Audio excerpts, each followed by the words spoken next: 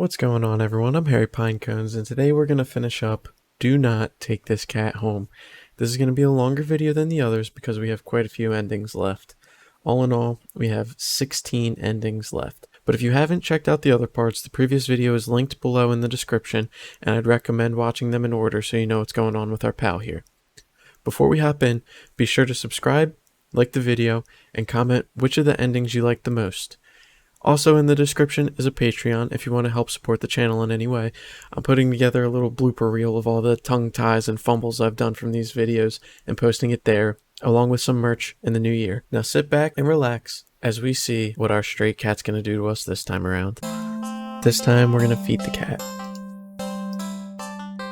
The cat must be hungry, right? You can't imagine that it's had much to eat if it's so attached to that box it's in.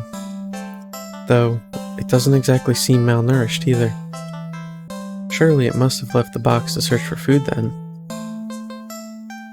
For some reason, something in the back of your mind tells you that's not the case, and not to think on it any further. Well, either way, you can't exactly enjoy your day out knowing you left behind a hungry cat, especially when you could have done something to help. So, what to do about the hungry kitty? We're gonna check our pockets. You dig into your pockets. You find a small piece of string in your left pocket. Not very helpful. The string is far too short. In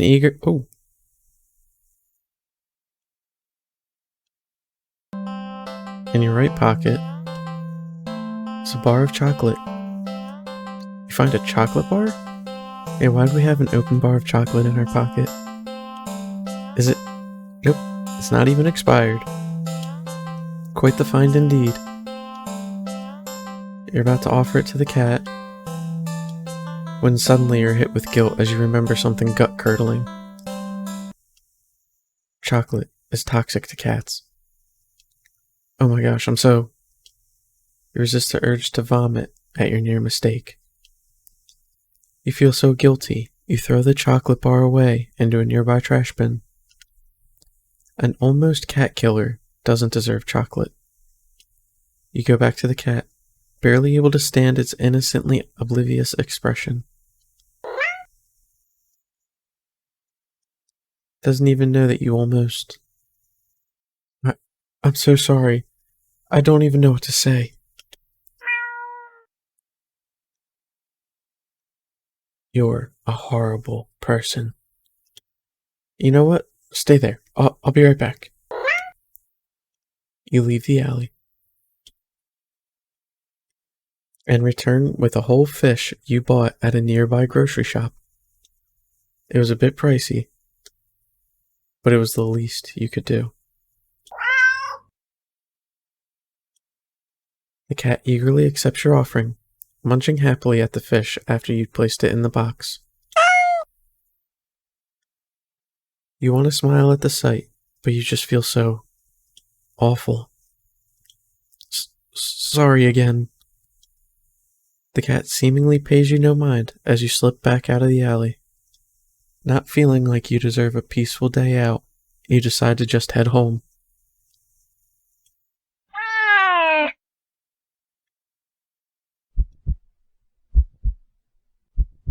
On the way home, you notice more cats than usual, watching you from their hiding spots.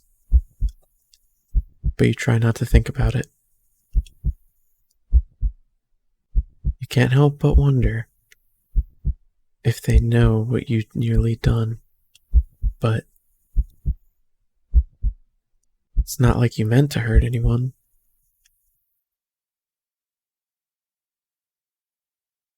Right? You finally reach your apartment building. You're about to unlock the door when...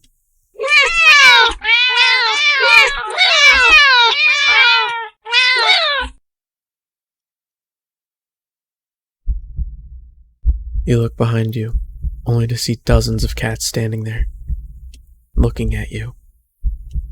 Did they see you feeding the cat in the alley and thought that you had more food for all of them? I'm sorry, I don't have any more food for you. None of them move an inch. You're starting to feel a little unnerved when finally a single cat pushes its way to the front and...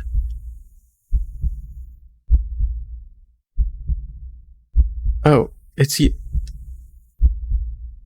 Oh, it's... Held carefully between its teeth is the chocolate bar you'd thrown away earlier. It places the chocolate bar down in front of it before looking back up at you. All the cats look up at you. You can feel their judgment. You feel your sins weighing down heavily on your back. But without the money to buy enough food for all of them, you don't know what to do. We're gonna beg for forgiveness.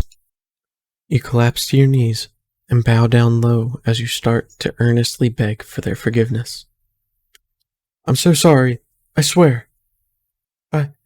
I'd do anything to make it up to all of you, but you're out of options.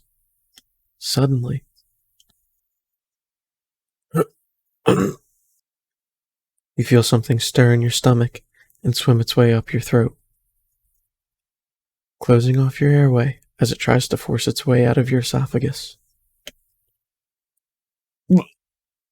It finally succeeds with aid from your helpless gagging. Blah.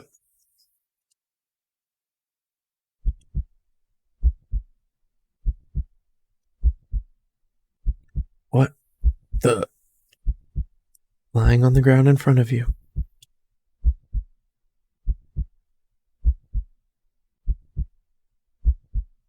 is a flopping fish. You just threw up a living fish. What the hell? The cats come rushing forward while tearing hungrily at the fish. You're happy to finally be of help, truly. But you throw up another fish. Blech. And another. Blech. And another. Blech. And your stomach hurts. You're getting dizzy. You fall to your knees. Tears and snot are streaming down your face by the time you cough up a final, tiny, bloody fish and collapse forward. Your throat and stomach both burn in a way that feels dangerous. You start to fade out. Despite the pain, you strangely feel a more overwhelming sense of hopeful pride that you've made up for your disgusting actions, that you've been forgiven.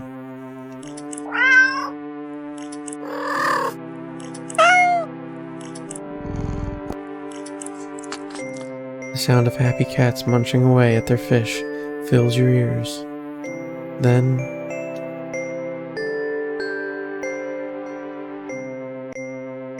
you feel something being nudged into your hand. It feels like it's the bar of chocolate you'd found in your pocket. You smile weakly. You've successfully atoned, but you don't really have the strength to eat your reward. Sadly, the last taste in your mouth as you leave this mortal coil doesn't get to be that of chocolate, but raw fish. Ending 24. Fishing for pardon. Okay, and this time, we're just gonna go inside. You decide to cut your losses and head inside. Your sins weigh down on you, but you're only human. What more can you do? Jeez.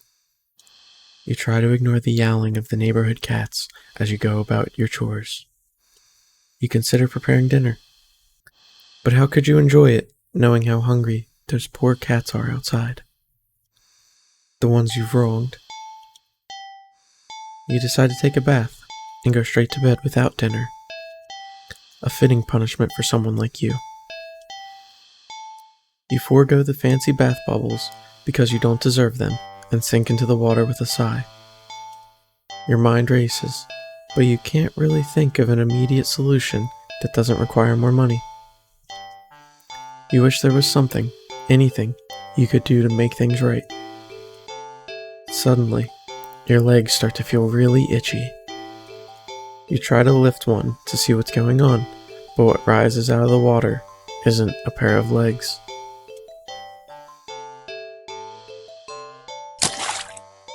It's a fishtail? You feel dizzy at the sight. Maybe you're hallucinating from the stress. You try to climb out of the tub to cool your head, but instead of your hands rising up to brace itself, a wet fin stretches out to plop on the rim. It's too weak to hold your weight, and you're so startled by the sight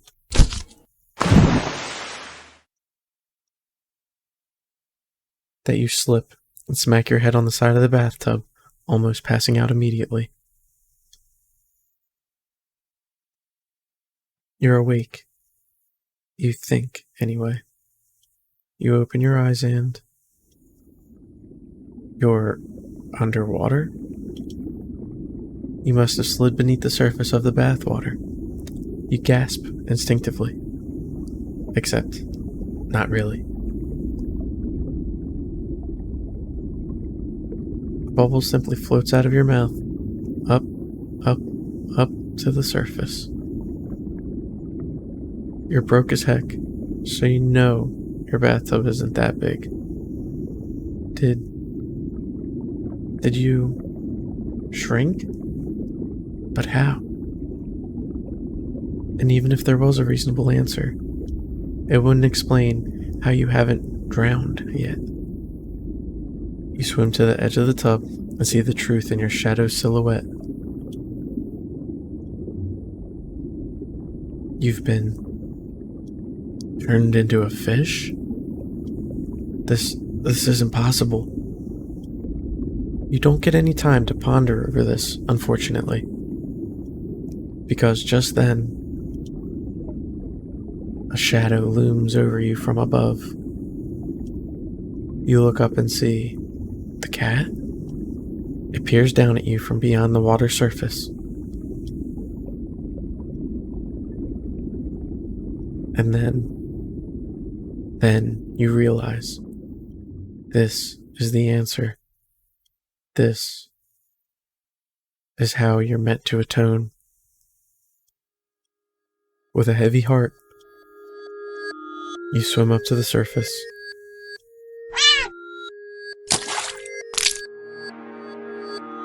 The cat scoops you up, tossing you out of the tub and onto the bathroom tiles.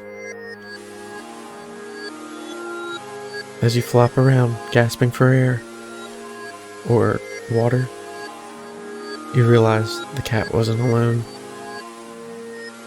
Dozens of hungry eyes peer down at you. You can hear the yowling of what sounds like hundreds of cats outside your bathroom window. You send one last look at the cat before closing your eyes and accepting your fate. As the cats descend upon you, tearing at your flesh, you find yourself mourning the fact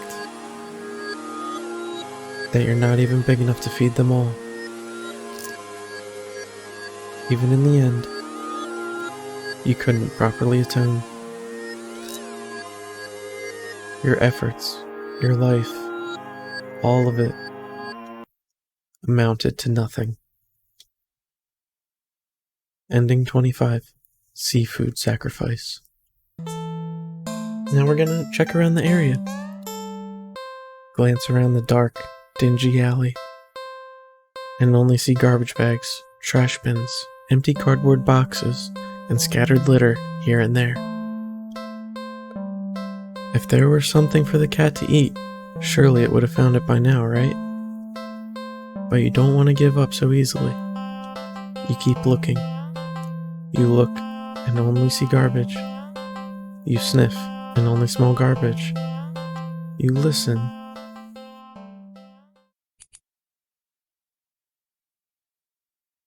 just barely make out the sound of faint scurrying by a trash bin a few feet away. Quietly, oh so quietly, you creep over to the bin. And you lunge. You weren't very graceful in your attempt. You'd stumbled and knocked over a stack of nearby boxes full of more trash. But as you stand up, grasped in your hand, is a small mouse.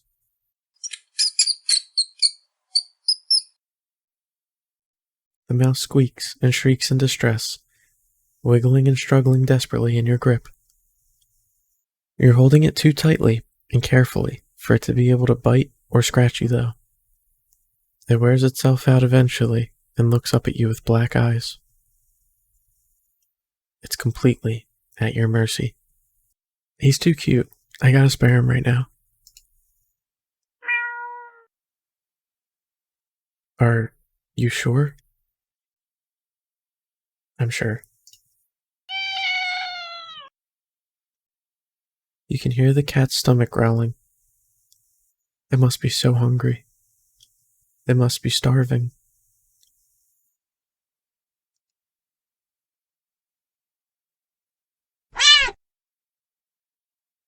You know the cat is hungry. Why are you hesitating? You caught prey for the cat's sake, didn't you? Are you really going to value the life of a filthy rodent more than the cat's?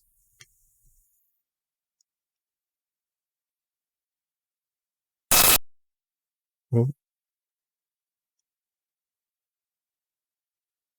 you're mocking me, aren't you? Last chance. Hand over the prey now.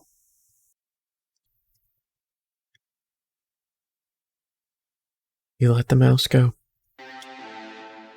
It scurries away, squeezing into a tiny hole in the wall. But you don't pay it much mind. You don't flinch as a giant clawed paw slowly falls in front of you, blocking your path to the alley's entrance. Not that you'd had any delusions about escaping. The cat is hungry after all. You close your eyes in acceptance as the paw gently pulls you back and back and... Ending 26. A life spared. Alright, now we gotta feed the cat. The mouse looks scared, as if it can sense your intentions. It weakly starts to struggle again.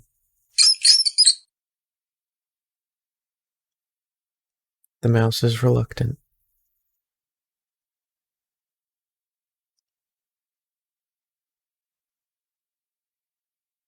You feed the mouse to the cat. The cat tears it apart instantly.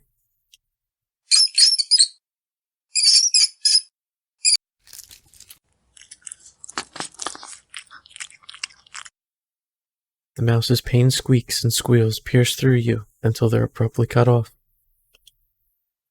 Satisfied, the cat mews happily at you, red tinting its fangs. The cat curls up in its now blood-stained box and goes to sleep. You take the chance to leave. A well-fed cat will likely follow you home after all. And cute as the cat is, you can't really afford a pet right now. Still feeling a little guilty about the mouse, you decide to just go home.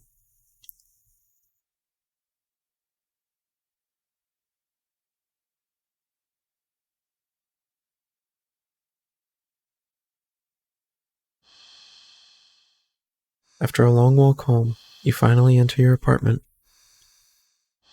You head straight to your room and collapse on your bed, falling into a fitful sleep. Later, you wake up.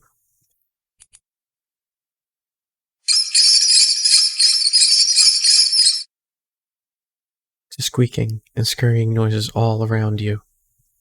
So loud and constant, they sound like screams. In the darkness of your room, you see the shifting shadows of hundreds of mice surrounding your bed. You try to run. But you cry out as twin lances of pain race up your legs. You fall off the bed in your attempt to escape. The hordes of mice dodging you as you crash to the ground. You can't stand up. Looking back and squinting in the dark, you just about make out the source of your pain. The flesh and tendons of your heels and ankles are mangled, bitten through your socks. No, leave me alone. Desperate, you crawl with only your arms towards the door. The mice descend upon you, biting into your skin, gnawing away pieces of you. You start to fade in and out of consciousness, but you still reach up for the doorknob. Your arms heavy, weighed down by the mice clinging to it with little claws and tiny teeth. You manage to jostle the knob enough for the door to slowly swing open.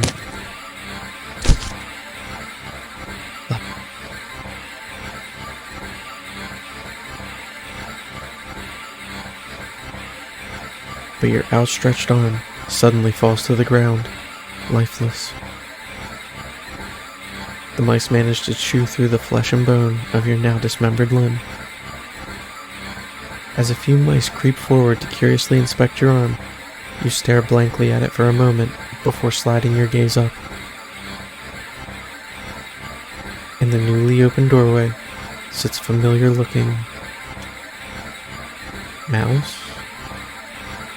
It stares at you, the darkness in its beady, black eyes.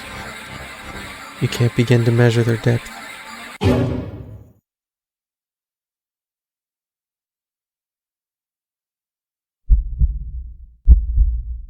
Nor the hatred pouring out from within them. All of it aimed at you. You collapse, head hitting the floor as your other arm is eaten away as well. You're not sure how you're still conscious. The pain should be indescribable, and yet you feel just a cold sense of loss. The mice have clustered along your back now, gnawing and ripping their way between your shoulder blades, into your back, into your chest.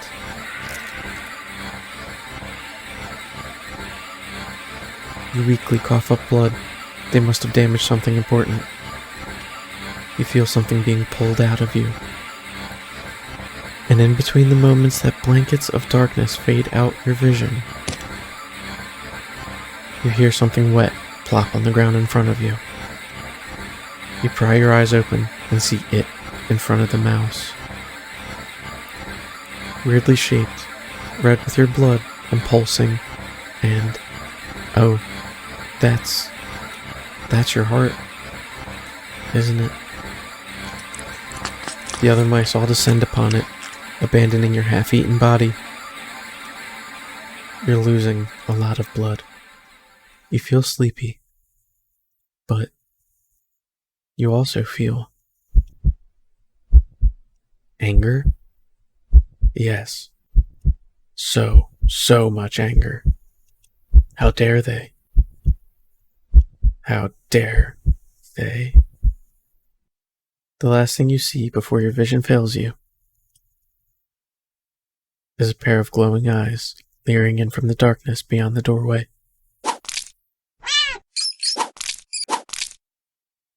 You can hear squeaks and shrieks of terror all around you. Low yowls, deep snarls, gnashing teeth, tearing flesh. As your remaining senses leave you, You smile weakly with the last of your strength when something with soft, slightly damp, and sticky fur nuzzles your cheek. Good kitty. Ending 27. Well fed. Alright, so now we have the option to feed the cat blood.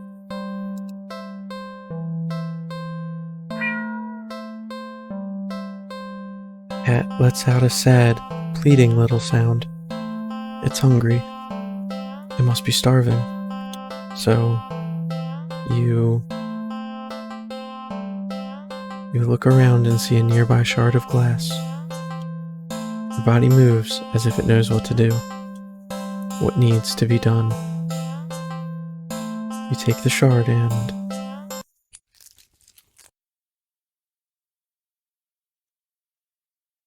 Well, why would you do that? Blood for the blood god.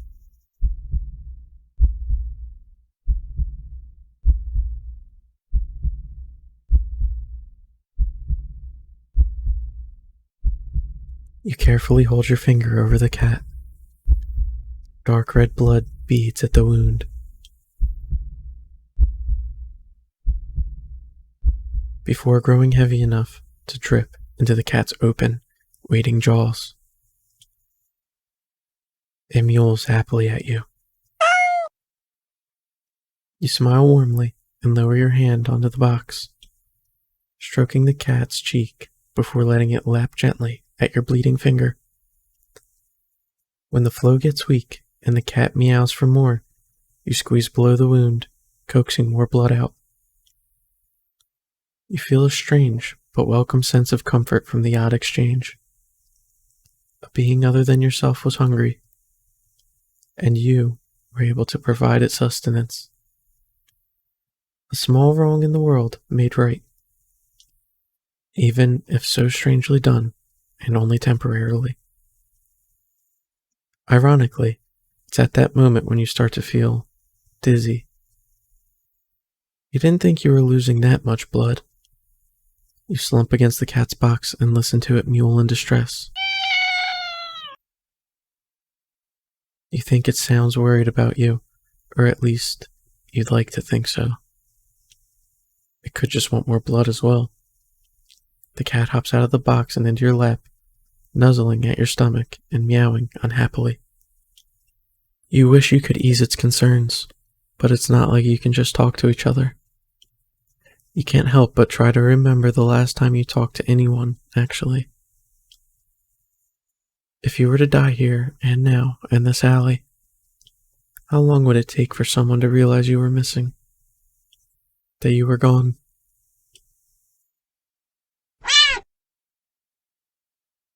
Your thoughts are interrupted when the cat yowls loudly, tensing up in your lap. You don't have time to wonder why, as a voice rings out from the entryway to the alley. Hello? Hey you, are you alright? You don't answer. You don't think you can. Your voice feels locked away, deep, deep within you.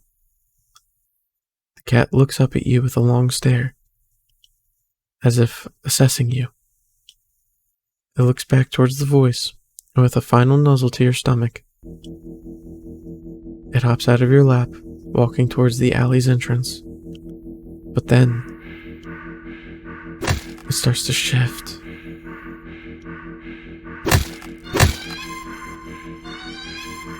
Its face opens up. It peels back. It opens up again, with tendrils peeking out from where you think its mouth should be. The stranger's silhouette freezes in the light beyond the alley.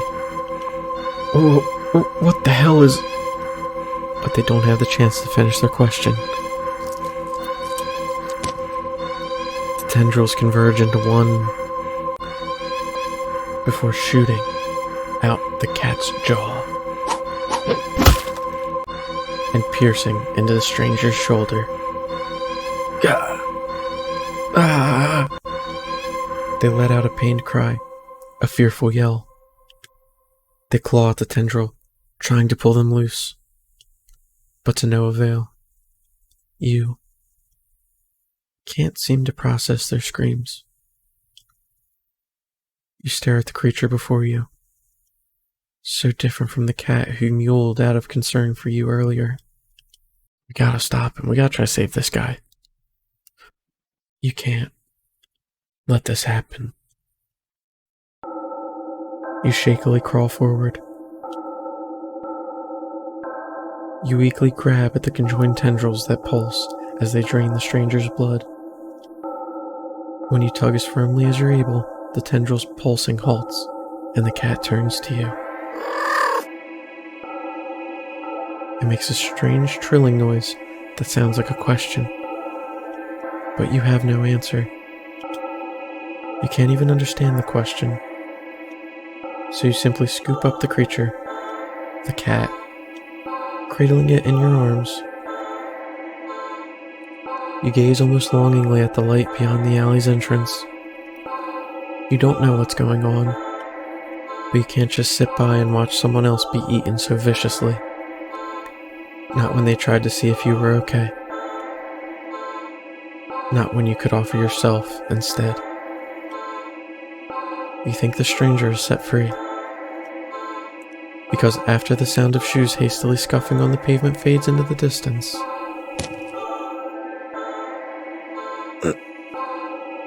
you feel something sharp pierce your back. It feels thin, almost like a needle, so the pain passes quickly as your body adjusts to the intrusion. You're sure it wasn't so thin when it skewered through the stranger's shoulder earlier. But as you feel your blood leave your body, slowly, as if being pumped out, it gets harder to think, and your vision starts to fail you.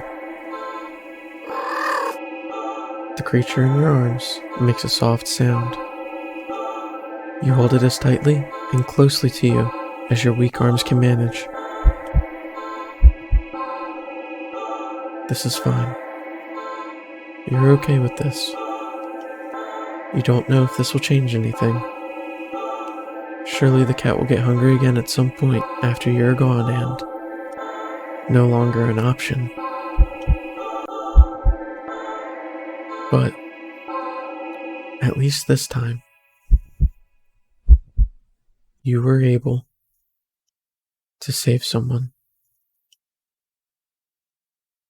Ending 28, Personal Care Package. Alright, now we're gonna let the cat feed.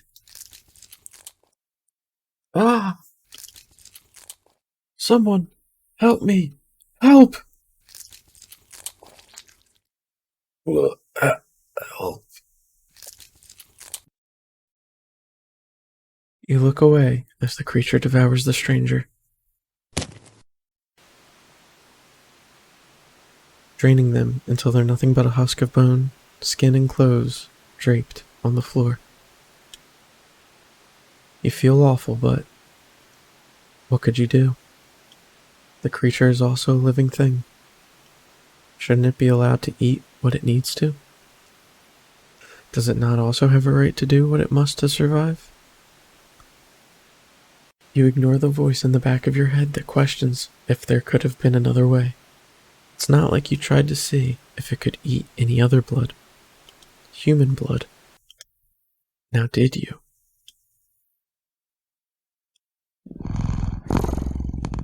The creature purrs as it rubs its side into your arm. You realize that after a bit of rest, you've already started feeling better. But you also think that something inside you feels a little bit broken too. You're just not quite sure what it is yet. You stand and hold out your arms. Still hungry? The creature trills happily and hops into your outstretched arms. Let's go then, yeah? You leave the alley together. You go into the world together. The cat is hungry, and it will be hungry often from now on. Very often. Screams of fear and terror follow you both wherever you go. And without thought or care or concern for any of it, you just stand back and watch. Ending 29. All you can eat blood fae. Alright, now we got the last option here that's available to us, which is play with the cat. Oh, you just want a little attention, don't you? Poor thing must be bored sitting in that box all day. You're not sure you're much of an interesting companion, but you're willing to do your best. There's gotta be something you can entertain the little critter with. But what? Well, let's check our pockets. You dig into your pockets.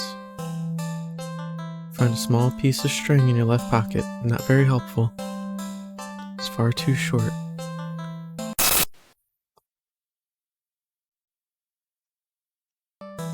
In your right pocket is a bar of chocolate. I'm sorry. Not too helpful either right now. The only other thing you've got on you is your phone. It's not much of anything the cat can play with, but it is something you can do.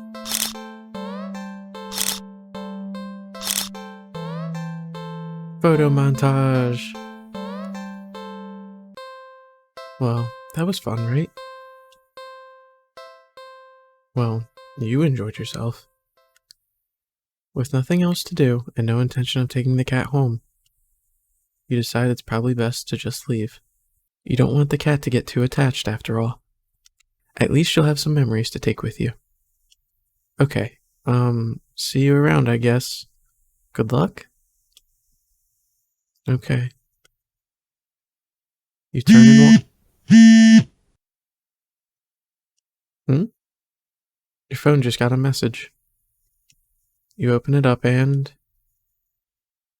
What? Aren't I cute? It's a picture of a familiar looking cat. Huh? The cat does look cute and happier in the picture. But it's not a picture you recognize. What the heck? Did I... You didn't take this picture. You peek over your shoulder at the cat. But the cat is simply looking at you.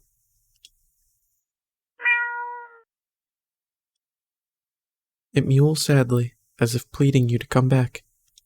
We gotta get out of this alley. Something's not right. I say, hold up. Wait a minute. Something ain't right. You ignore the cat and briskly walk out of the alley without another look. Whew. That was weird. You're a good distance away when... Not again. You reluctantly look at the new message and... Don't ignore me. Creeped out, you decide to just go home.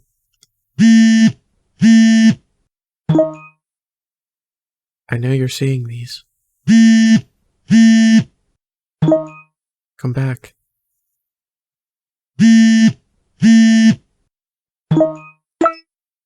Come back.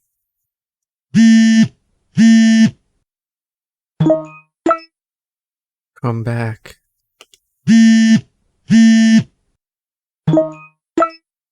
Come back.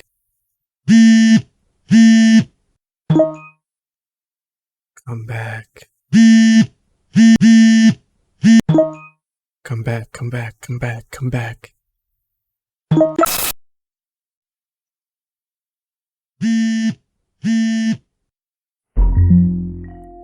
And see you. And always see you. You can't hide. I'll always find you. Ooh.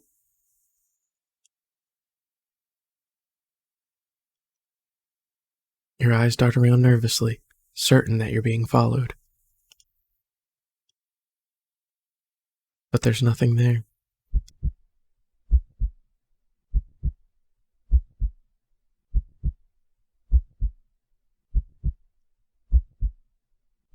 You're finally home, but you feel too shaken for any relief to calm you down.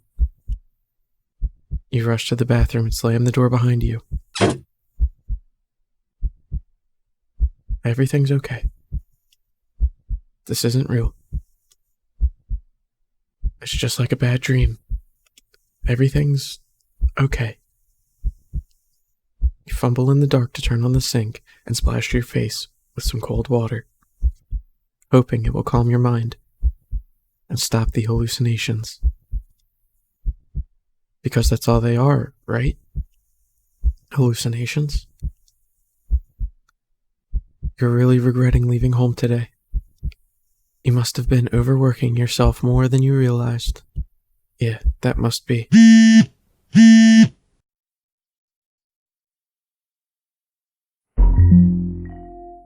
You jump as your phone alerts you to yet another message received. There, we're gonna check our phone. With shaking hands, you look at your phone. Hi, friend.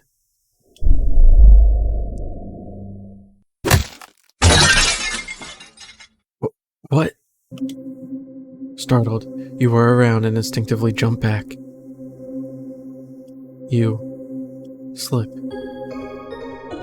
smashing the back of your head into the bathroom mirror.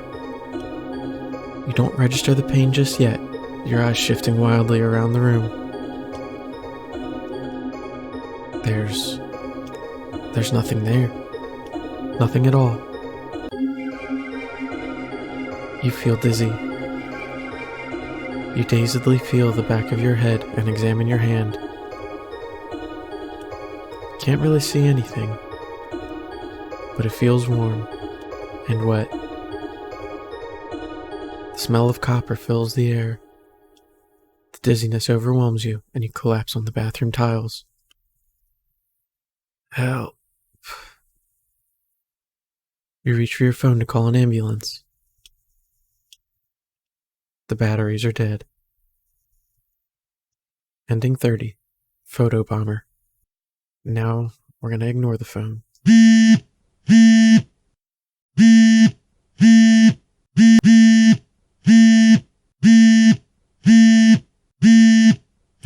phone vibrates insistently over and over. But you just can't look. You keep your eyes squeezed shut. Your fingers tightly grip the sink. In your mind, you beg whoever or whatever is doing this to just stop already. Please, please, please just put me out of my misery. You mutter this quietly. You don't really mean it. You don't. But as the words take shape in the darkest corners of your mind, the phone immediately stops vibrating. You think that this would give you relief, but you only feel dread sinking heavily into your stomach. You can feel eyes on you. You can feel puffs of air on the back of your neck. Damp and deep and slow. You take a deep breath and open your eyes. You look at the mirror. Nothing. You peek around the room. Still nothing. Nothing at all. But you know that something is there, waiting to be acknowledged, for you to accept the fact of its existence. Only then will it deign to give you peace, to free you from a life of constantly looking over your shoulder, of fearing your own image, your own reflection. You can feel its patience, limitless and old. You can't win against it in a war of attrition. Your lifespan will long expire before it tires of you.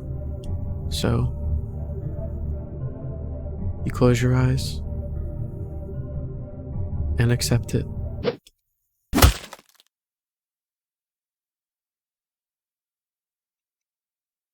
As your head is severed from your neck, you're filled with peace, grateful that at the very least, you never had to see it. Whatever it was. Ending 31. Headshot. Alright, now we're gonna look around the area. You search around. But there's really nothing in the alley that looks interesting enough for the cat to play with. So maybe... how about a game? You decide on a game that you've known since childhood. Red light, green light. A classic. Teaching a cat how to play might be a little bit of a challenge. But you get the feeling the feline's natural hunting instincts will help it along.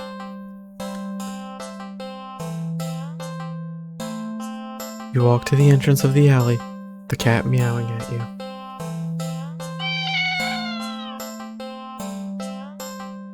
Don't worry, I'm not going anywhere. You exaggerate your movements, covering your eyes with your hands, and turn around. 1, 2, 3. Red light. You spin around. The cat hasn't left the box, tilting its head at you in curious confusion. You try again. This time you go a bit slower. 1, 2, 3. Red light.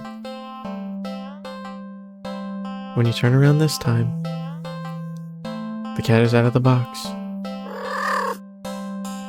The cat freezes under your stare, as if it thinks you can't see it if it doesn't move. So cute. Satisfied that the cat is getting the hang of the game, you turn around again, speeding the back up.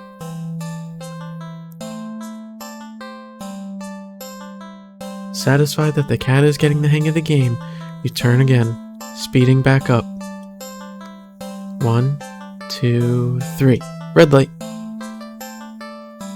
You turn around. The cat is a few steps away from the box now, peeking out from behind a dumpster. Its eyes trained rather intensely on you. Well, at least it's having fun. You turn again and feel a sudden chill run down your spine. You feel silly, but you can't help counting just a little faster this time. 1, 2, 3, red light. Rolling around after saying red light, you look at the cat. It's halfway down the alley, closer to you now, but it's as if the perspective of what you're seeing is off somehow. Doesn't the cat look a little bigger? Its pupils are thin slits now. Something's not right. The cat meows at you again, but it sounds much deeper than earlier. It's crouched down, as if poised to lunge forward. Your breath shudders a little as your heart starts to race. Your foot instinctively shifts back. You freeze immediately. The cat looks impatient. It wants to keep playing, but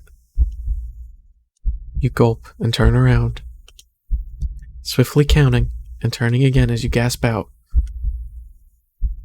1, 2, 3, red light.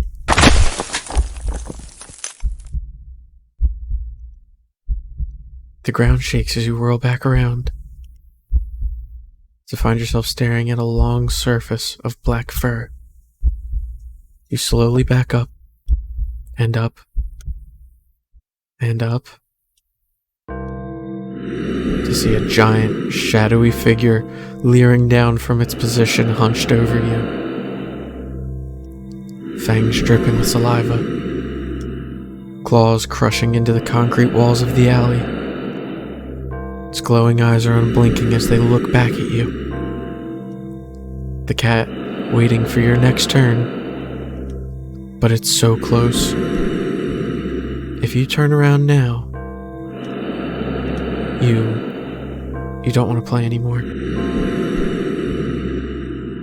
We're gonna run.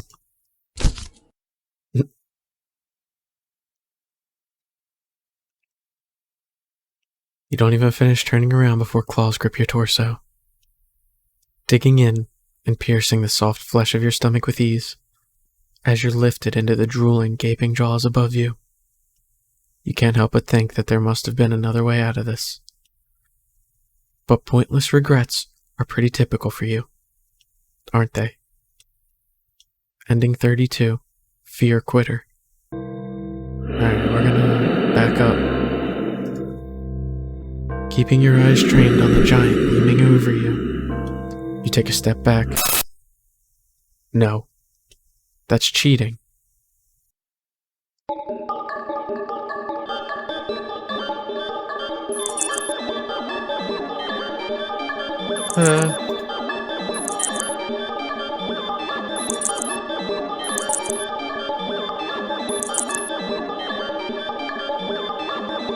What are you doing?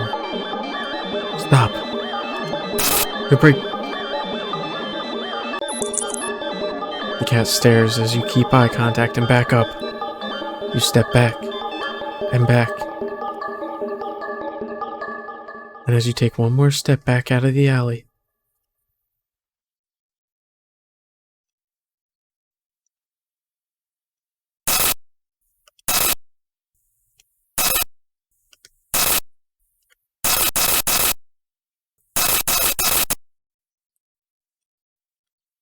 the world outside the alley seems to be broken. What exactly did you do?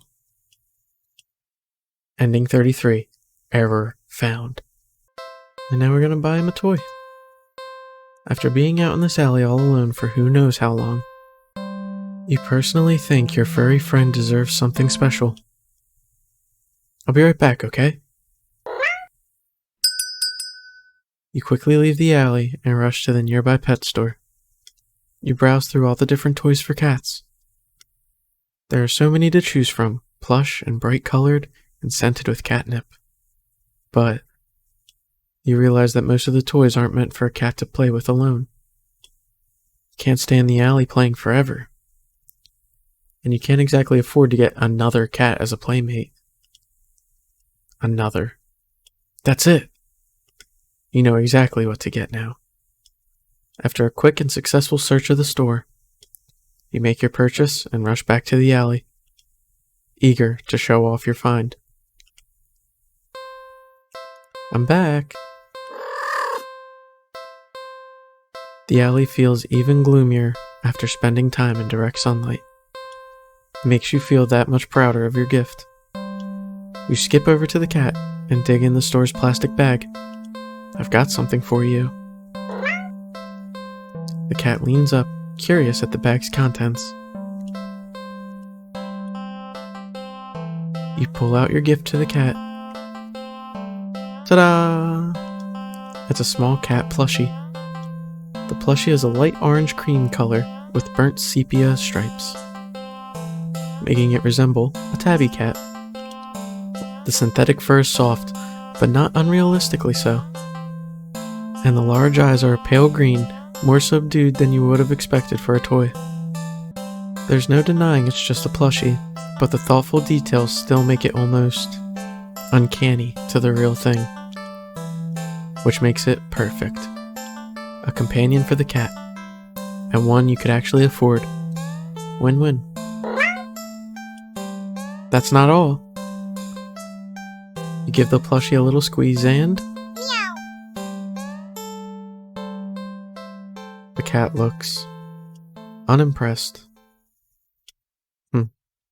Well, you think it's cute. Guess your purchase wasn't so successful after all. Out of options, and lower on cash, you awkwardly place the plushie in the box next to the cat. You get up and turn to leave. You're a few steps away when you hear an electronic meow behind you.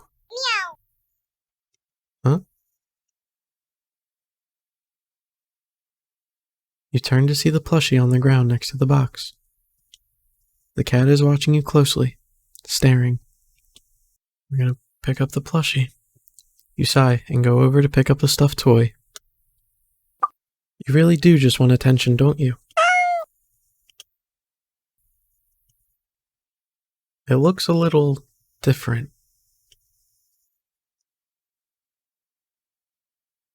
Did it just look at you? Meow.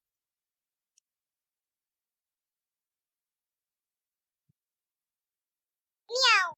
Meow. Meow.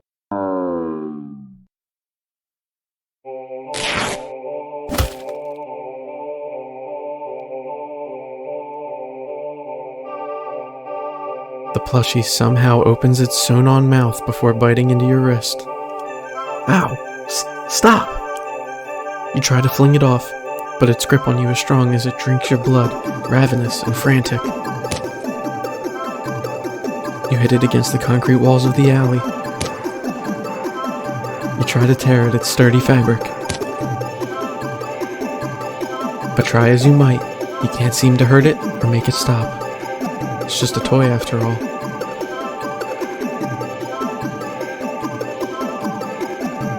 Eventually, you start to feel faint, enough to collapse to your knees in defeat. The stuffed doll is drinking more calmly now, as if its previous aggression had been a mere reaction to your desperation. It seems satisfied that you're no longer putting up a fight. You think you blacked out for a second. Because, though you're still sitting the next time you're conscious, your eyes are closed. You feel so weak. You have to use all your strength just to pry open your eyes, and when you do,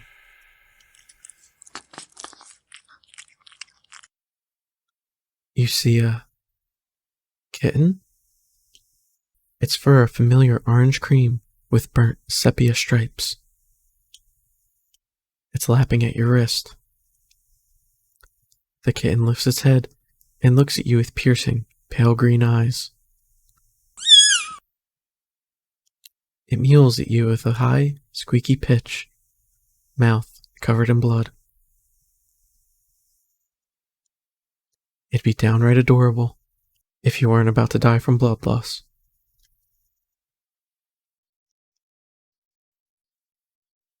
The cat strolls into your line of vision and picks the kitten up. It gives you an indecipherable look before turning away. The cat carries the kitten back to the box and starts to carefully and dutifully clean it.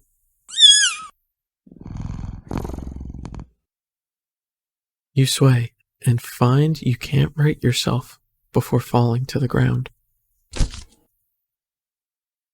It would seem that in the end, you'd gotten the cat a playmate after all. Ending 34, Living Doll. Alright, this is our last ending before the real, quote-unquote, true endgame endings. So we're just gonna leave. Ungrateful little monster. You huff in annoyance. You're welcome. Shaking your head, you turn to leave once again. Ah! When a sharp pain lances up your arm. Gah! Crying out, you grab at your arm only for it to fall off. Your arm just falls right off. You stare in shock at your severed limb on the ground. Gathering your courage, you turn to look at where your arm had once connected to the rest of you, only to see not blood, it's cotton. Touching it, the stump doesn't even hurt. That is until the same thing happens to your other arm. Ah! Gah!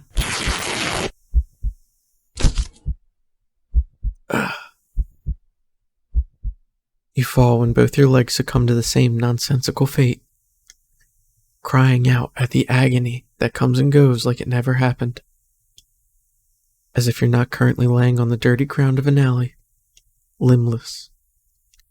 What in the world is going on? You can't make sense of it. You can't think straight. The pain has receded, leaving you with a strangely empty pit in your stomach, considering you still have a stomach and it wasn't replaced with. As you lay back, helpless and still in shock, staring at the sky, the cat's face appears in your line of vision.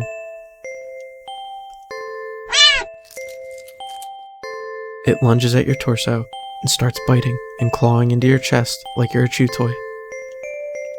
It doesn't hurt anymore. You feel like it should. You're not sure if you're glad that it doesn't. Eventually, you feel the cat pull something out of you. A small doll that looks very, very familiar. It's hard to tell, but that doll that's you, isn't it?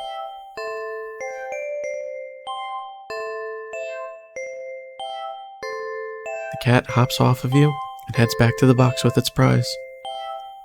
At least you think so. Everything's too dark to tell. You wake up and find that you can't move an inch. You can't look around. You can't even breathe. Though none of these realizations seem to be a problem. All you can see is the face of a familiar-looking cat curled around you, purring in its sleep. For some reason, this doesn't bother you. You're not sure why you feel like it should. You try to latch onto thoughts in your head that feel like memories of another life, another time, another you. But the thoughts slip away like forgotten dreams.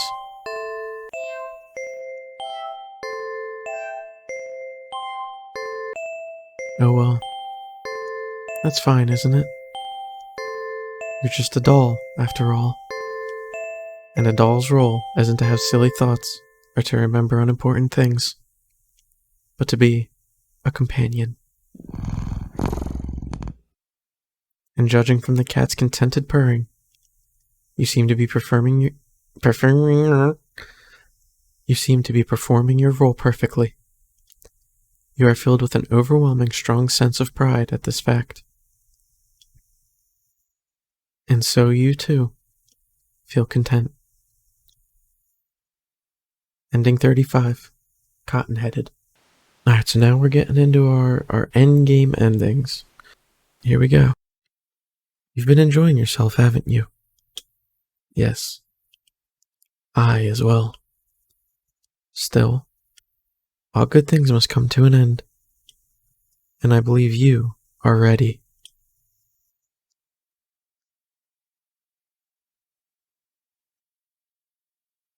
Alright, we're not going to take the cat home this time. We're ready. Only one thing left. So, what should you do with a cat that has been very, very, very naughty?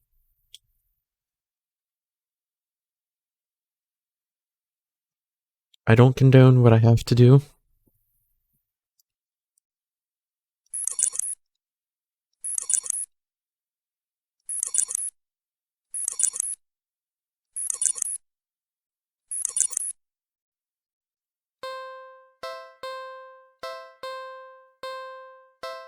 I'm sorry, kitty. Really? Are you sure? Once you do this, you won't be able to turn back.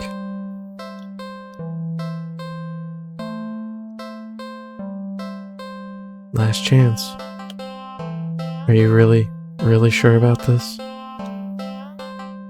This is the point of no return. Are you sure there's nothing else you wish to do? I'm sorry, bud.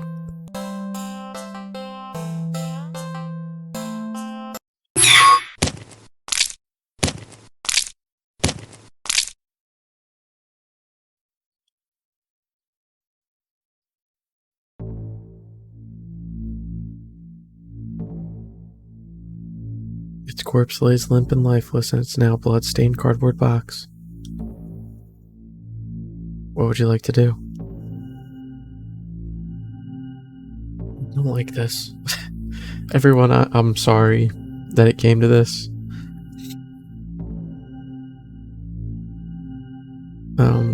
I guess we'll check our pockets. There's no point. Cat is passed. You dig in your pockets anyway. Left pocket. String. Useless. Right pocket. Chocolate. You eat the chocolate.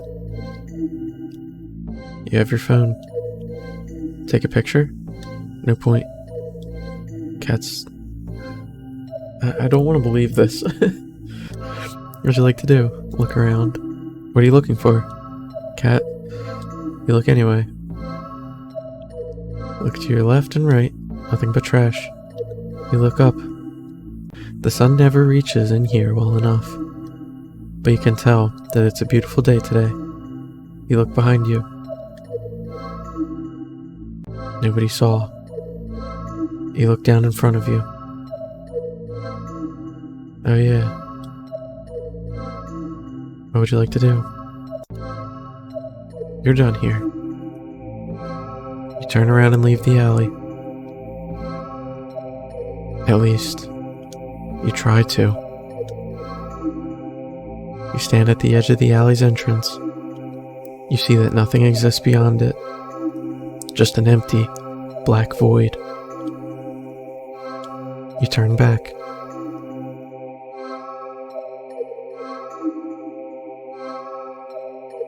And see that the back of the alley has become shrouded in darkness.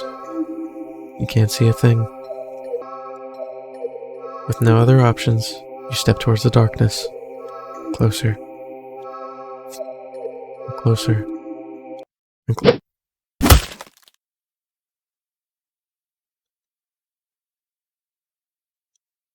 You're... Wait.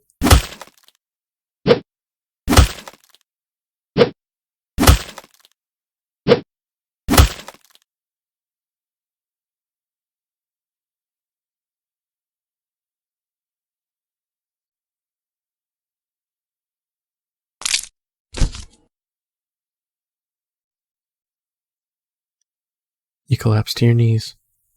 The front of your body is slashed open, leaking blood and guts and organs down your torso and over your lap. Don't you know that cats have 9 lives? Wait.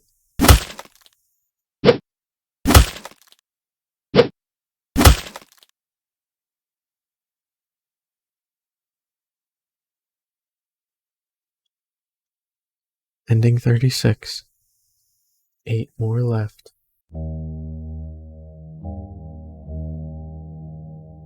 Do not take it home.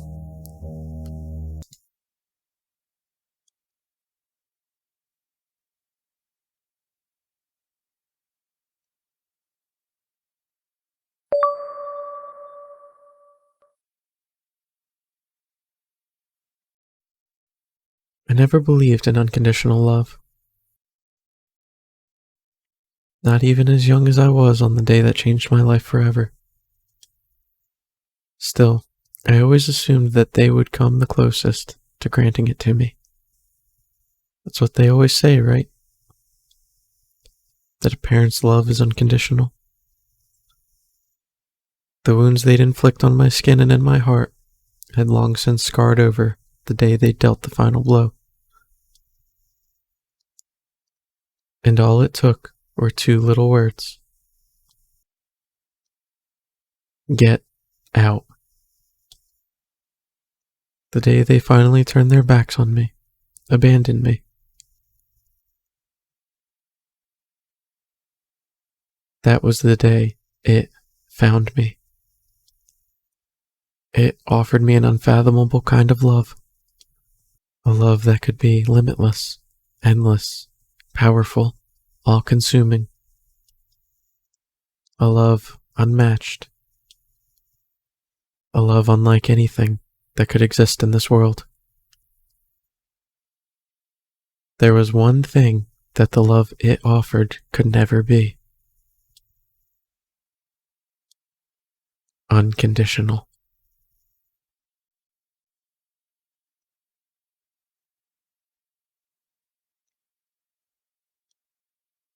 Where am I?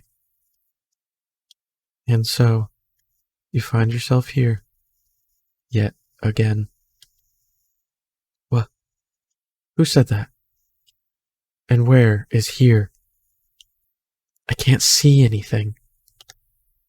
Why? Here is here, silly. You're... Well, do you remember me this time? I never would have thought of myself as being forgettable. But I suppose there's a first time for everything. Your memory slowly pieces together fragments of a moment, an encounter, a cat in an alley. I took you home with me, didn't I? Correct. You were daydreaming so long, you even had me worried. Can you imagine that? Here I am indulging a little in playing with my prey, only for you to completely zone out on me. The game's no fun if you're not present, you know. No, I don't know. I don't understand what's going on at all. Curious as you are, I should have expected that you'd have questions. Well, I suppose you've put me in a good enough mood to be generous and hear you out. Very well. What would you like to know? Why do you keep killing me? Oh, don't be so dramatic. I don't keep killing you. I haven't even killed you once yet. Those were just thoughts and ideas floating around in your head that I admittedly had a little fun with. Can you blame me? I would have gotten bored just waiting for you to wake up. You even made me kill you in the end. Yes, I suppose I was curious to see if you actually would. You certainly didn't hold back. You must have been quite angry with me. It's fine, though. You know what they say about curiosity, yes? It was my own choice, and besides, I got you back, didn't I? What would you like to know? What do you mean I was daydreaming? It's the first thing that came to mind, really. You were on the brink of death, but instead of watching your life flash before your eyes, you got stuck reliving the moment we met, subconsciously coming up with scenarios in which you managed to survive. Well, maybe you would have, but I couldn't resist messing with your imagination a little bit. You did just start ignoring me out of nowhere after all. You know by now how much I love attention. Your little thought experiments were rather amusing, but if I might say, you must have had a pretty dull life to forego indulging in precious memories of bygone days in favor of daydreaming about a single encounter over and over and over again. I've heard of having regrets on one's deathbed, but this has been ridiculous. Ridiculously intriguing, that is. Or perhaps rather than regrets, I was what you found intriguing. Am I still dreaming? You're lucid, I'd say, since you finally remembered me and all. Seems you're finally ready to end this farce, amusing as it has been. What would you like to know? Where are we right now? Inside your head, silly. The real versions of ourselves are halted in time back in your reality, though I doubt much time has actually passed. These things tend to happen in the blink of an eye after all. Well, usually anyway. What would you like to know? You're a cat. How are you talking? What do you mean? I've been talking to you all along. Intriguing as your imagination is, it would have run wild without my help. I was guiding you the whole time. Didn't you hear me in your thoughts? Like this? But you're a cat. How are you doing this? I'm quite powerful, yes, but also not so much. What does that mean? Besides, what makes you so sure I'm a cat? My appearance? I doubt I resemble any cat you've ever seen before, right? Then what the hell are you? If you're not a cat. I didn't say I wasn't a cat, did I?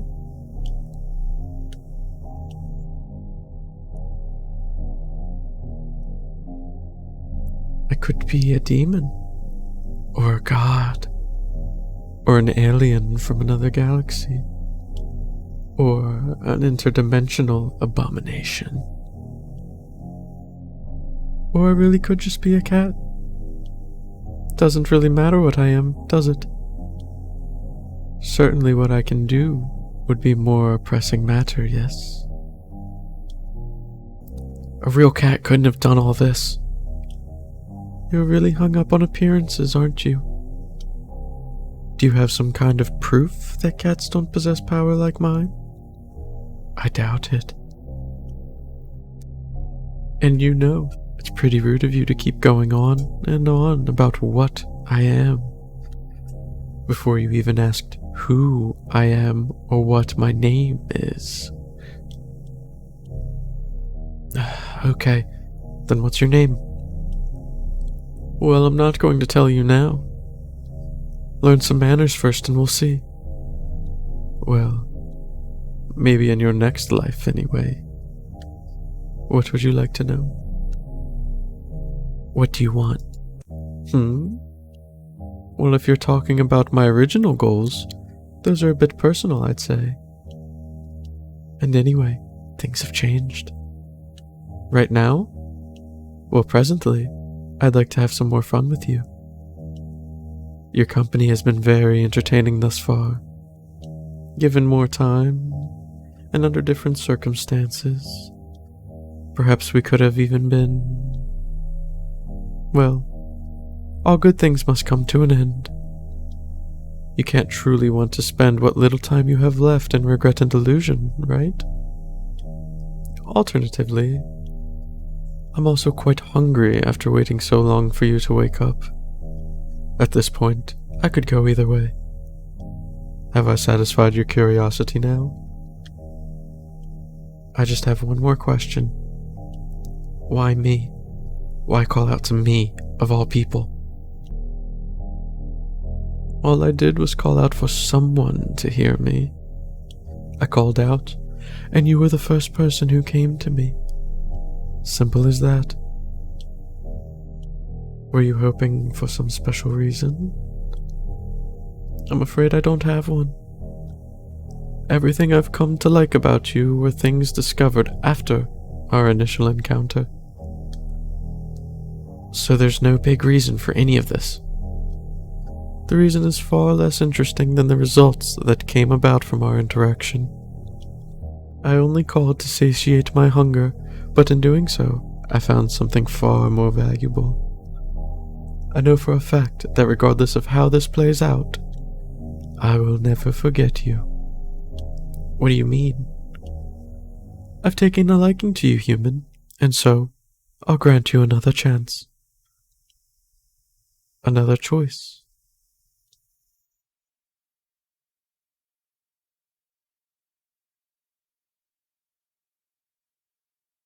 This place is...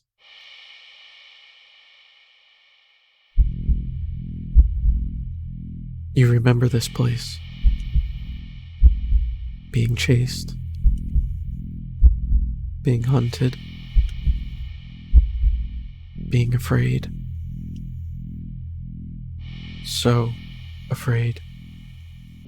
That fear that also attracted me to you. That instinctive desperation to survive. I craved it all, as I am the origin of those delectable emotions. You are already mine. But I will still permit you the chance to accept the reality of your fate. Human, join me, or perish. And we're gonna see what happens if we join him. Splendid. Come forward, my human. You step forward and pick up the cat. You cradle it in your arms, reaching up to scratch its head.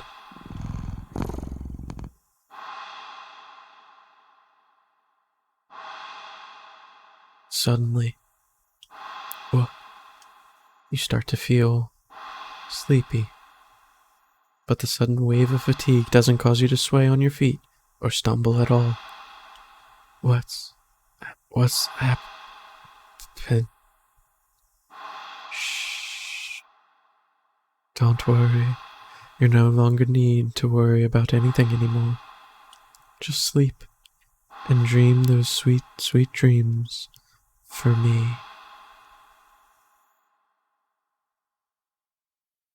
Excellent. With this, you will soon become a part of me.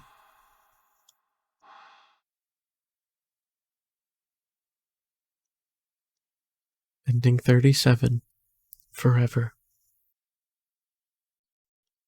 Back again, are you? You've already reached the best outcome you're going to get. What more are you hoping to achieve? You wouldn't be thinking of going back on your promise to join me, right? Have I not satisfied your curiosity? Yes. Well then, I'll ask again. I'm sure you'll pick the correct answer.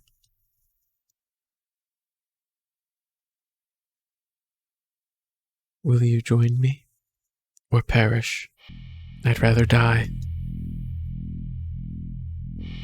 I see. Then there's nothing left to say.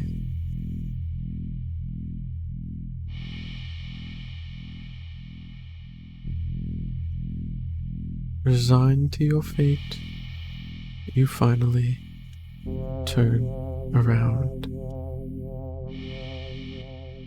It's enormous, shapeless, billowing like thick smoke in the wind. The shadow-like entity towers over you. So high, it looks like the sky poured it down to earth, is still pouring it even. It is unfathomable that your tiny world is even able to stand under the weight of the reality of such a being's existence, and that you and your fragile mind haven't fallen to ruin as well.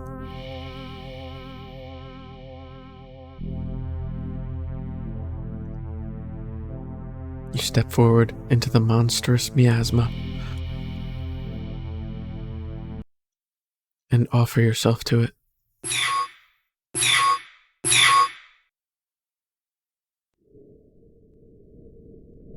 Darkness, surrounded by pure and absolute darkness. You are very suddenly hit with the feeling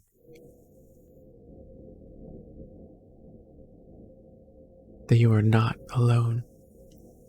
Like you've just stepped into an unbearably, impossibly crowded space. Your ears even start to ring with the sensation of countless conversations. Words, whispers, screams, all overlapping. But you don't actually see or hear anyone or anything. You're alone. Even as your senses lie to you, trying to make you think otherwise, you're more alone than you've ever been.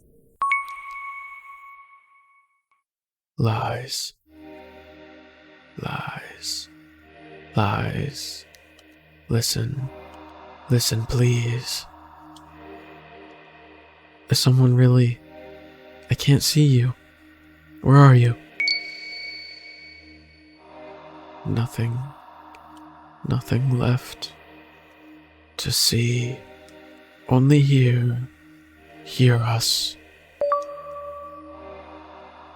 Listen. Please. Are you all trapped too? In this place? No place us. All you see, hear, feel is us. Us and it. We are victims. Prey like you. We are many, beyond counting. Our bodies gone with time. Wills left behind. Us. We became what you see. This place is us. Need you. Need your help. Help. But what can I do? It too greedy. Make a mistake. Ate too many. We are many. Now strong. We are strong. Made it strong. But make mistake. Mistake. Error. Flaw. Weakness. Then why not escape yourselves? Too long here. Too long. One. We are one with it. Bodies lost. Minds. Wills. Us. All corrupted. No body. Can't escape. You too. You. We. It. One. All of us. All now one. But you. New. Fresh. Body. Still have body. Escape is possible. Because still one with it. Even just you. If escape with mind, with body, it would unravel. Lose power. Lose strength. Lose us. Us. Set free. Forever. Finally. Escape. Help. How do I do that? Remember, it lies. Hidden in truths. Lies. Lies. Escape.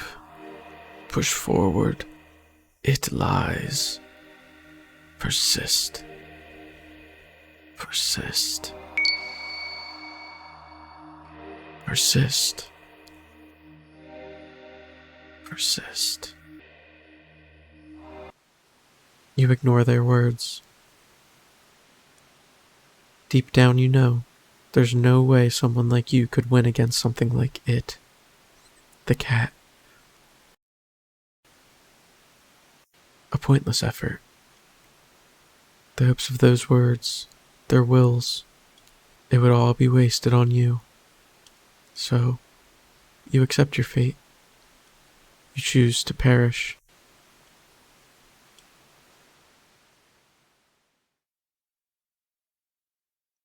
Not sure how long it takes, but their pathetic pleas eventually grow silent. You almost wish they would have simply turned to insults and threats.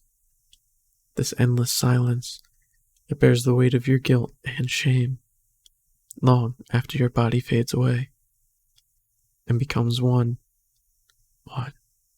with me. Ending. Perish the thought.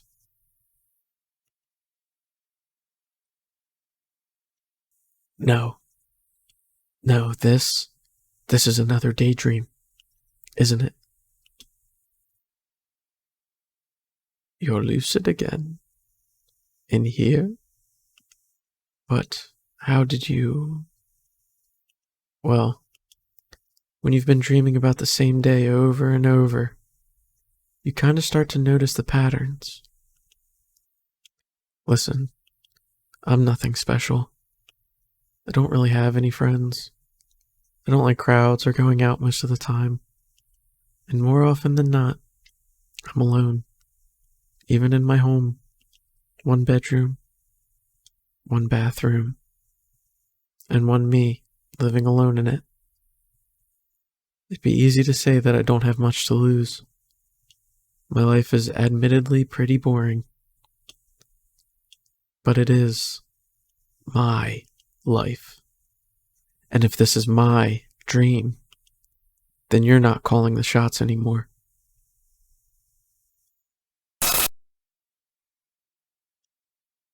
I don't think you understand what's going on here.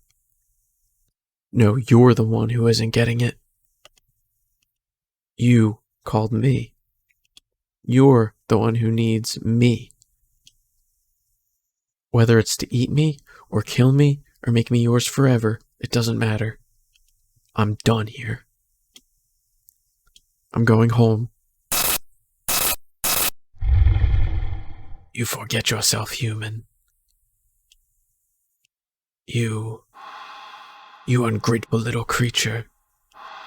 I give you my patience, my attention, my love, and you think you can just leave? I didn't have to, you know. I could have just eaten you whenever I liked, but instead, I gave you time to understand, time to accept what was happening. I gave you a choice. You, an unremarkable little nothing of an existence, whom no one would even notice was missing if I'd just taken you as I pleased.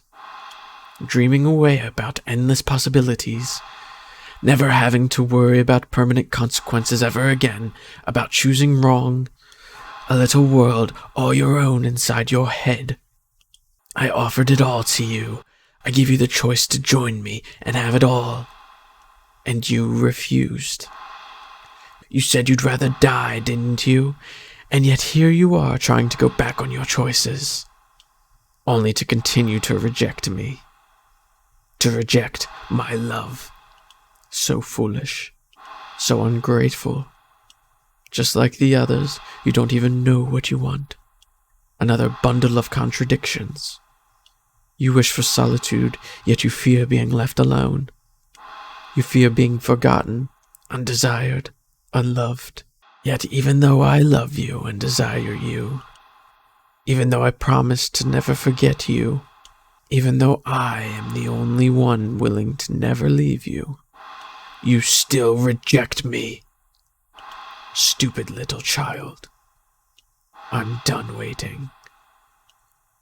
You do not get a second chance. You made your choice, and you will accept the consequences of that choice. You are going to stay here with the rest of these ingrates. Forever. Haven't you ever heard of changing your mind? Such a thing doesn't erase your original decision. It has been permanently etched into reality. Do you think yourself so important that you are above facing the truth of that reality? No, but that doesn't mean I can't do my best to make things right. I'm still here, aren't I? That means I can always make more choices, better choices. You gave yourself to me. You are already a part of me. This might be your pathetic little delusion, but don't forget that I'm the one in control here, human. Oh yeah, that's right. Those twisted choices in my dreams were all you, weren't they? We help. Running and dream. What's persist? What are you doing, you useless traitors? Stop! I think it's about time I started making my own choices.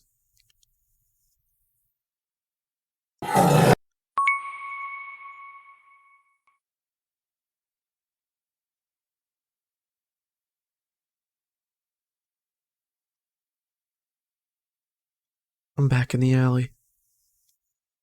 It's not here. Good. I think I need to get home. I step forward out of the alley.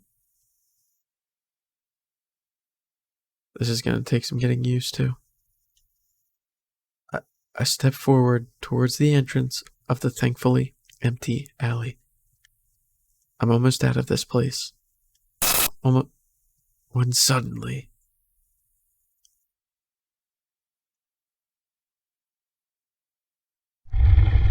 you're not going anywhere.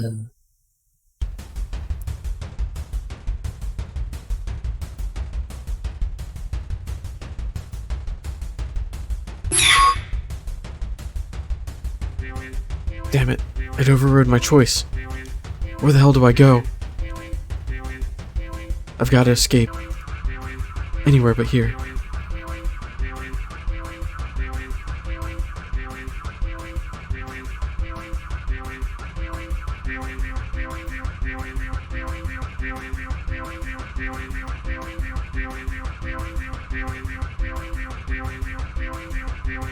Ah, crap. A dead end. Stop running.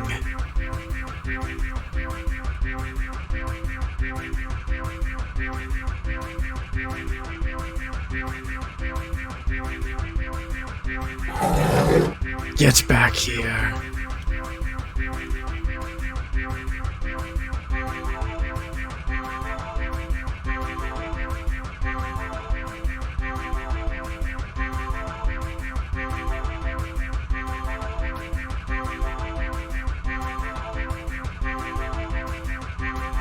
How do I get out? No escape.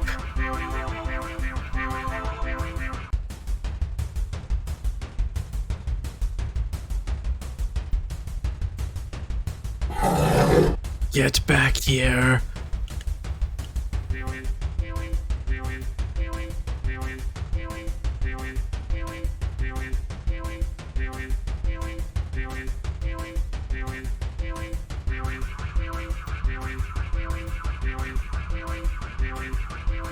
Dead end. Where do I? Found you.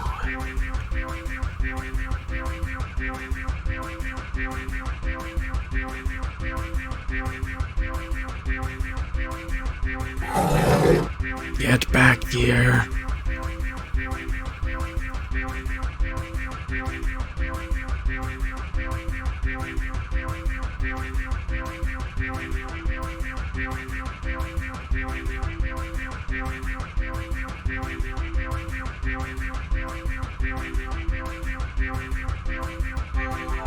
Damn, gotta escape. I got you now.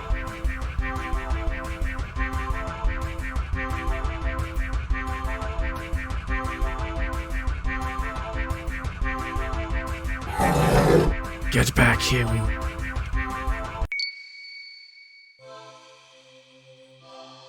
Did I do it? Head unraveling. Mini us escape.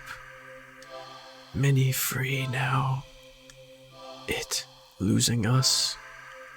Losing strength. Your escape. Possible now. No. You are mine. We go ahead. We go free. Thank you. Thank you.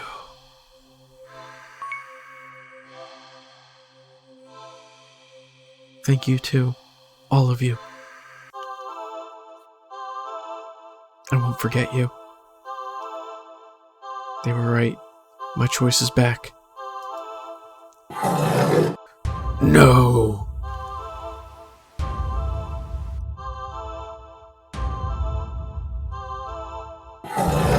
Come back.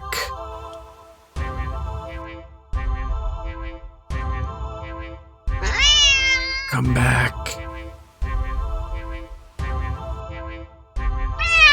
Please.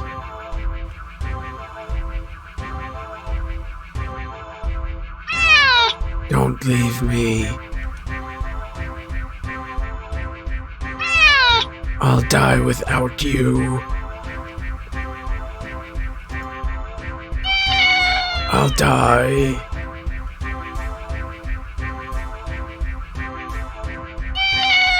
I'll die.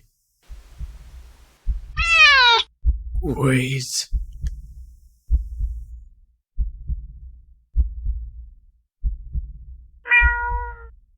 Wait.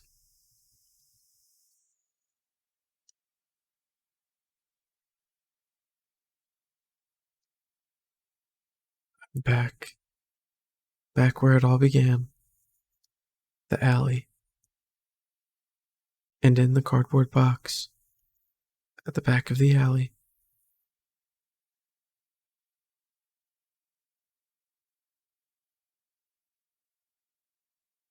There you are. You look nothing like the impossibly cute cat I met.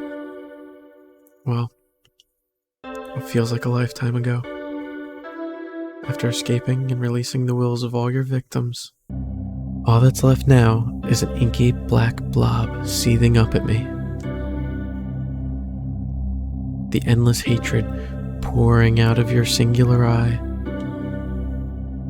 doesn't scare me at all. Do not take this cat home. Don't leave. You are mine. No, I'm not. You took them away. They were mine. And now they're gone. You took them away. You took everything from me. They weren't yours either. Alone. You never had to be. If you were lonely, you could have just been their friend. But you didn't want friendship. They left because you tricked them, kidnapped them, hurt them. You stole their lives, their time, never to get any of it back. You brought this on yourself. You are perfect. I'm not. You are. Don't need the others. Just need you. Stay with me. I won't. Can give you anything. Can be everything for you. No, you can't. You couldn't even before. You definitely can't now. And even if you could give me everything I ever wanted and more, I'd still never stay.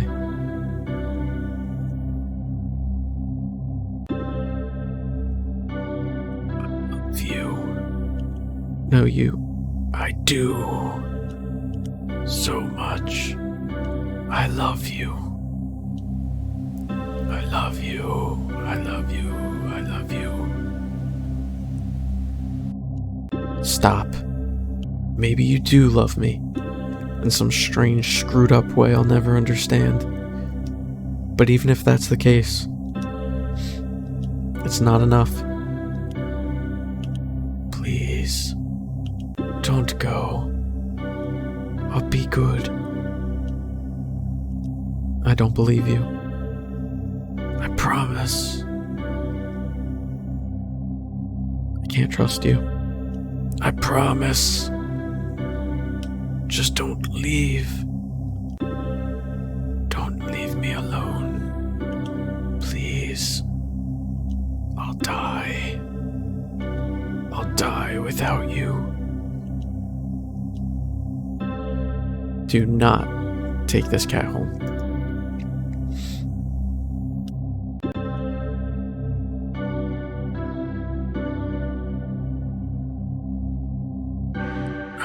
hate you. Now that I can believe. There's nothing left to say.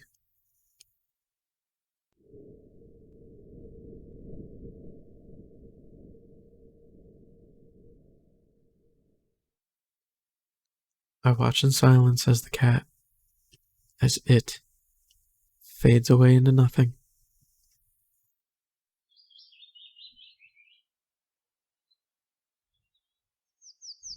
Goodbye.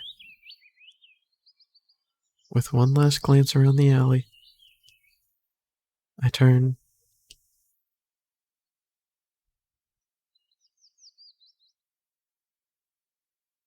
and leave. Ending 38.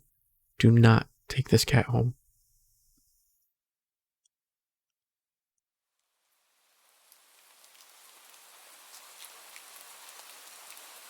Today's been surprising? Yeah, pleasantly so. A day off that started with admittedly crummy weather led me to the old theater, where I enjoyed a movie by myself. My laughter filled up the empty theater. The rain had stopped by the time the movie was over, and I was in such a good mood, I hopped over to the not-so-new cinema. Not to watch another movie, but to play around in the arcade, earning a few high scores. With the gamer in me awakened, I went to the carnival to play some more, and was humbled fairly quickly. But I did manage to win a small stuffed animal at the ring toss booth. The design is questionable, and I freaking love it. The rides weren't so bad either. I got inducted into a group for a bit while waiting in line at the Ferris wheel, bonding over our shared mistrust of the carnival's game vendors. I even shared a carriage on the Ferris wheel with a few of them, and exchanged numbers before we parted ways. I don't know if I'll ever see them again, or if any of them will ever call me, or if I even have it in me to call any of them, but having the option to do so is nice. It feels nice. Baby steps.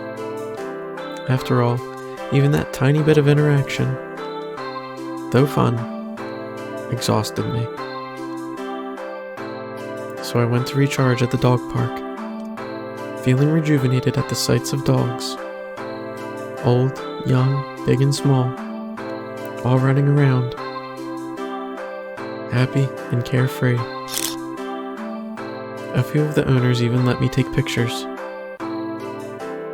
Yeah, today was a good day. I don't think about the cat, or it, I guess, all that much these days. It was hard at first. In the immediate days and weeks that followed, what happened to me was all I could think about. There were days I blamed myself, days I questioned my choices. I went back to the alley more times than I want to admit.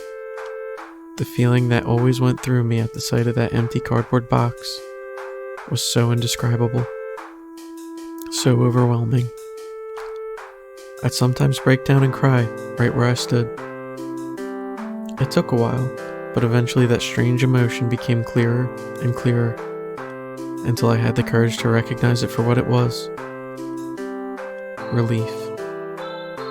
I'd been afraid to feel it for so long, terrified to let my guard down. But that sense of relief finally returned. Relief that it was gone. Relief that I was free to live my life, however simply or extraordinarily I wished. The ones it had imprisoned, I never heard their voices again either, but that's for the best.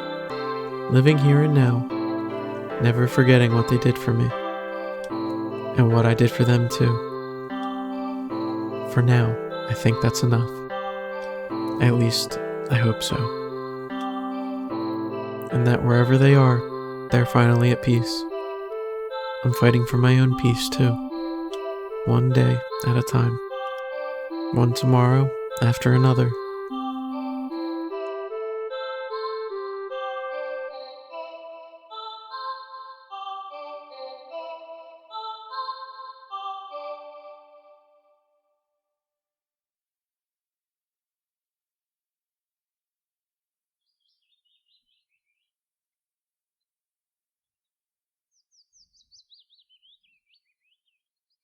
Finally, I head home to my little apartment.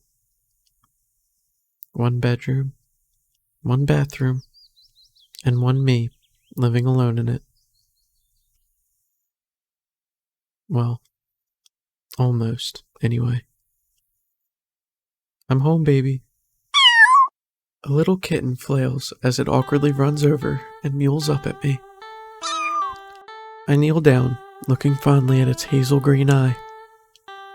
The poor thing had been hurt and starving when I found it a few weeks ago. But it certainly got its energy back after a little food and care.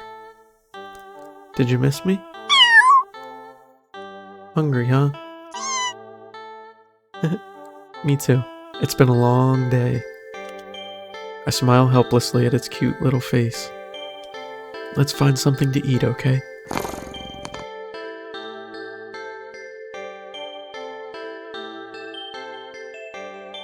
Well, I guess there is one more thing living in my home. And, at least for now, I wouldn't have it any other way. Ending NA. Another day.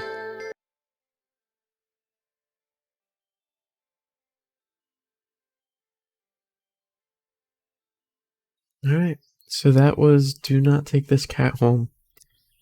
After the absolute roller coaster that this game was, that was probably the best ending I could have ever hoped for. I teared up for a minute. I had to stop.